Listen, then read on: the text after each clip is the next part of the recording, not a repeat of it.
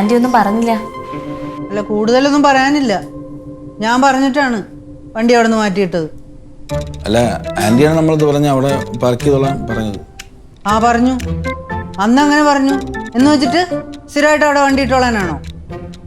എടേ, നീ ഇവിടെ വന്നിട്ട് 4-3-7 ദിവസമല്ലേ ഉള്ളൂ, എന്നിട്ടാണ് നിനക്ക് ഇത്ര അഹങ്കാരം തരടേ. എന്നിട്ട് ഞാൻ പഞ്ചരിയില്ല അമ്മച്ചി.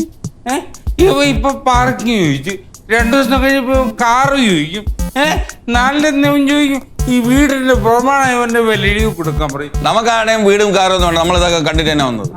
നീ കണ്ടിട്ടെന്ന് പറയുമ്പോ അമ്മച്ചി കണ്ടിട്ടില്ലെന്നാ നീ പറഞ്ഞ? എടേ, രാജകുമാരി ഏട്ടാ, രാജകുമാരി ഇരിക്കുന്ന അറിയാമോ നിനക്ക്? എടാ, നിനക്കറിയാമോ 7ാം ക്ലാസ്സിൽ പഠിക്കുമ്പോ ബാംഗ്ലൂരിത്തെ കാർ ഒറ്റയ്ക്ക് ഓടിച്ചു വന്നിട്ടുണ്ടാ എന്റെ അമ്മച്ചി. തള്ളി കുറച്ച് കൂടി പോയ. കൂടുതലൊന്നും പറയാനില്ല.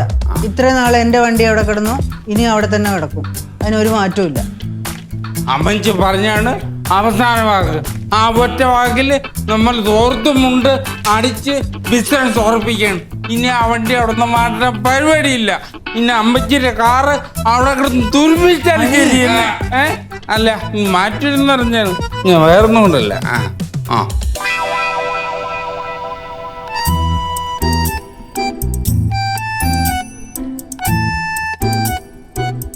അമ്മച്ചിക്ക് ആ ദേഷ്യം വരുമ്പോണ്ടല്ലേ. അമ്മച്ചി കോവിഡ് സമയത്ത് ഒരു എലിസബത്ത് രാജ്ഞിയുടെ ലുക്കാണ്.